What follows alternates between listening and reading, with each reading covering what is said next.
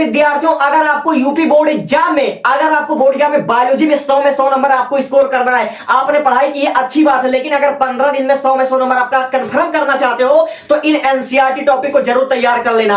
आज मैं जो आपके लिए टॉपिक को ढूंढ लेकर आया हूं मेरे भाई, जितना मैंने इसके पीछे रिसर्च किया है, इसको 2026 में आना ही पड़ेगा, क्योंकि इसके पीछे मैंने अपना बहुत टाइम बर्बाद किया है। और हाँ, ये आपके एनसीईआरटी टॉपिक आपको देखने को मिल जाएंगे बोर्ड एग्जाम, ये मेरा गारंटी के साथ दावा है। और सबसे पहली बात, ये बच्चे क्या करते हैं, पहले दूसरे तीसरे चौथे या पांचवें चैप्टर में उलझ कर रह जाते हैं, लेकिन जो उनका मोस्ट इंपॉर्टेंट, जो आपका डीप यानी कि सातों सेटों में से आपका एक सेट बहुत ज्यादा कठिन बनने वाला है, ये तो आप अच्छे तरीके से जानते हो, ठीक है। तो अगर पेपर बहुत हार्ड आ जाए तो उसके लिए ये तैयारी आपके चार लगा देगी। यानी कि मैं इतना इंपॉर्टेंट टॉपिक लेकर आया हूं जिसका कोई इंतहा नहीं। तो मैं शुरू करता हूं बिना देर किए हुए। देखिए, ये आपके एनसीईआरटी बुक से लिया गया है। देखो, मैं उल्टा चल रहा हूं, यानी कि 13वें चैप्टर से लेकर पहले चैप्टर आऊंगा। सबसे पहली बात देखो, जो हमारा मोस्ट इंपॉर्टेंट टॉपिक बनता है, जिसको 2026 में आने की संभावना ज्यादा है, वो आपका बनता है रेड डाटा बुक। ये आपका एनसीईआरटी टॉपिक है, रेड डाटा बुक, ठीक है। Red data book most important topic है, इसको अपने नहीं पढ़ा तो उसको पढ़ लीजिए।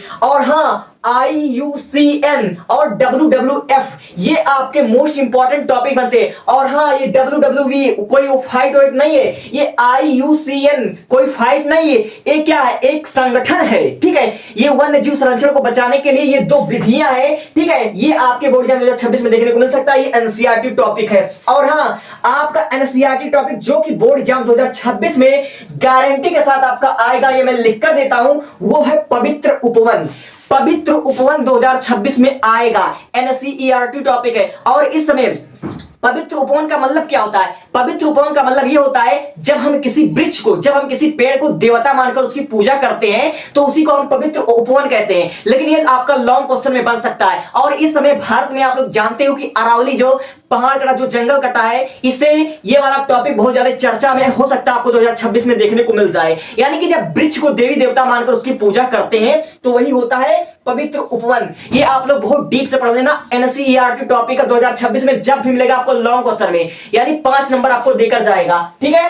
अब देखो, ये आपका आता है अगला टॉपिक, तप्त स्थल, हॉट स्पॉट। एनसीईआरटी टॉपिक है, 2024 के बाद नहीं आया, हो सकता है 2026 में रिपीट कर जाए, ठीक है। अब देखो, ये वाला आपका जातीय श्रेणी संबंधित रिग्रेशन का ढाल, ये वाला ग्राफ आपका 2026 में छपाया मिलेगा। और मैं उल्टा इसलिए बता रहा हूं कि बच्चे पहले का चैप्टर तो आसानी से पढ़ लेते हैं, लेकिन जो उनका ध्यान जहां पर नहीं जाता है वहां पर जाता है एग्जामिनर का ध्यान। आपको कठिन से कठिन पेपर आ जाए तो इन एनसीईआरटी टॉपिक से बाहर नहीं आ सकता है, ठीक है। तो यानी आपको जातीय श्रेणी संबंध रिग्रेशन की ढाल, ये ग्राफ आपको तैयार कर लेना 2026 में, 13वें चैप्टर का टॉपिक है। और हाँ, बायोस्फीयर रिजर्व, इसको तो आपने बहुत अच्छे से पढ़ लिया होगा, 2025 में कई सेटों में आया हुआ था। और हाँ, अक्षांशीय प्रवणता एनसीईआरटी टॉपिक है, आपका आ सकता है। अक्षांशीय प्रवणता यानी कहने का मतलब ये 1 2 3 4 5 6 7 8 इस टॉपिक में से, 8 टॉपिक में से बाहर आपका कहीं भी नहीं बन सकता, क्योंकि ये 8 आपका एनसीईआरटी बेस है।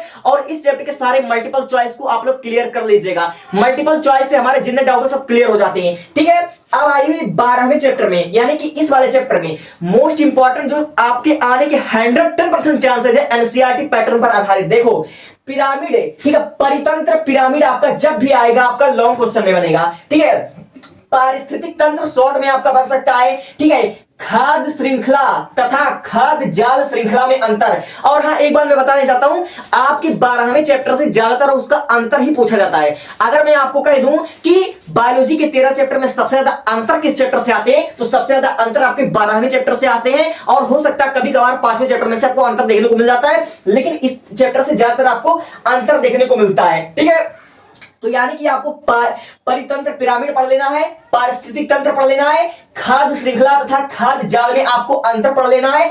और उत्पादकता, देखो, प्राथमिक उत्पादकता, द्वितीय उत्पादकता, और हाँ, ऊर्ध्ववर्ती तथा अवधवर्ती एनसीईआरटी टॉपिक है, 2026 में आ सकता है, ये एनसीईआरटी टॉपिक है। और हाँ, परितंत्र के विभिन्न घटक हो सकता है इस बार आ जाए। तो यानी कि 1 2 3 4 5 6 7 इस वाले चैप्टर से आपका 7 टॉपिक मैंने बता रखा है। और इस वाले मतलब चैप्टर से मैं आपको यही कहूंगा कि 100 में 100 नंबर चाहिए। तो इस वाले चैप्टर में जितना भी आपका अंतर दिया हुआ है सारे अंतर को पढ़ लो, और सारा अंतर एनसीईआरटी में है। मैंने एनसीईआरटी बुक को खोला तो देखा इस चैप्टर में यार पूरा का पूरा अंतर ही अंतर भरा हुआ है। ठीक है, तो भैया अंतर इस चैप्टर से ज्यादा आएंगे, ये मैं कह सकता हूं। ठीक है अब मैं आता हूं 11वें वाले चैप्टर पे।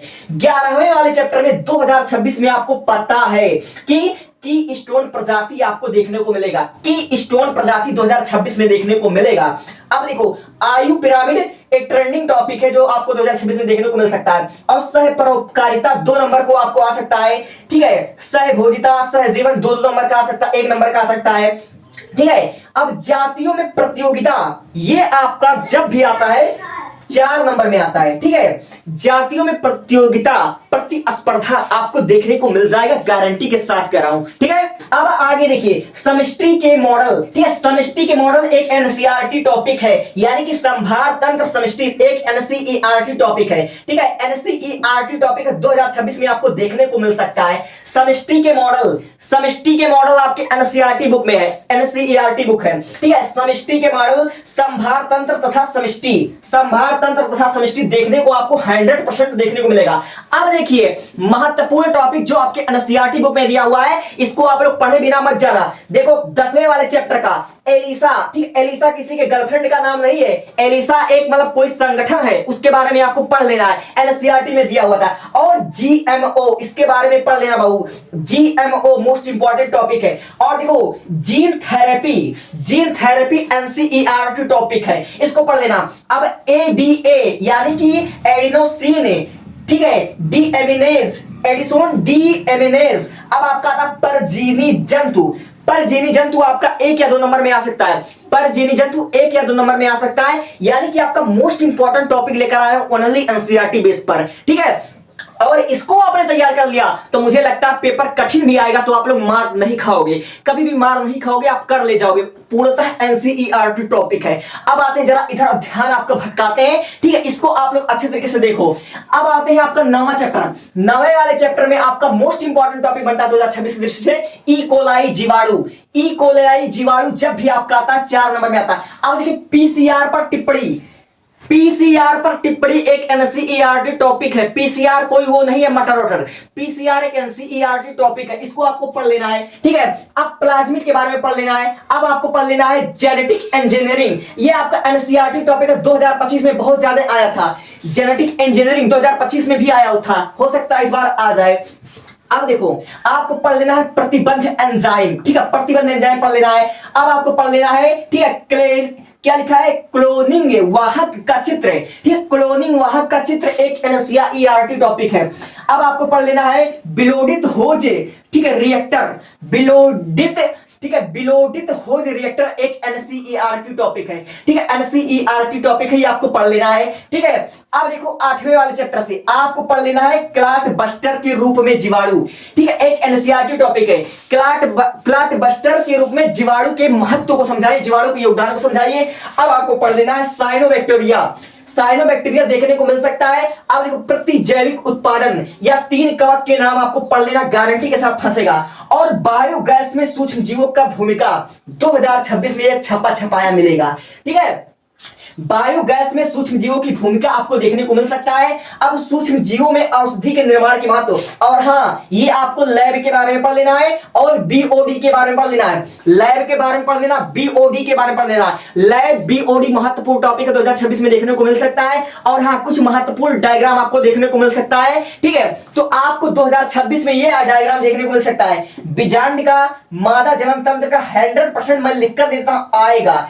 4 नंबर में आपका मादा जनन तंत्र आएगा गारंटी के साथ। मादा स्तन का नामांकित चित्र आ सकता है, अंडाणु का, शुक्राणु का, ठीक आ सकता है। और देखो एक जीएम फसल, मुझे लगता है 2026 में जीएम फसल आएगा, जीएम फसल आएगा गारंटी के साथ। तो मैंने जो टॉपिक बताया है ये आपका पेपर एनसीईआरटी का टॉपिक मैंने बताया है। तो 1 पार्ट से लेकर के 7 पार्ट तक मोस्ट इंपॉर्टेंट का जो टॉपिक है एनसीईआरटी बेस पर, मैंने उसका लिंक डिस्क्रिप्शन बॉक्स में दे रखा है। और भैया टॉपर हो तो प्लीज इस चीज को तैयार कर लेना यार। हो सकता है अगर पेपर बहुत कठिन बन जाए तो ऐसी हालत में तुम क्या करोगे। और हाँ तुम्हारे सुझाव के लिए मैं जानकारी देना चाहता हूं तुम्हारे एनसीईआरटी बुक को और तुम्हारा जो तुम्हारे पास अगर विद्या है तो कोई भी क्वेश्चन बैंक है तो क्वेश्चन बैंक से तुम्हारे क्या होगा, डाउट सारा क्लियर हो जाएगा। तो मल्टीपल चॉइस तुम यहां से सॉल्व कर लेना। मल्टीपल चॉइस से तुमको ये पता लगता है कि हाँ यार ये भी कोई एनसीईआरटी का टॉपिक है, कहीं ये इंपॉर्टेंट तो नहीं है, इसलिए इससे तुम्हारा डाउट क्लियर होता है। ठीक है, और इसके पहले के सारे इंपॉर्टेंट टॉपिक को मैंने लिंक डिस्क्रिप्शन बॉक्स में दे रखा है, उसको आप लोग चेक कर लेना।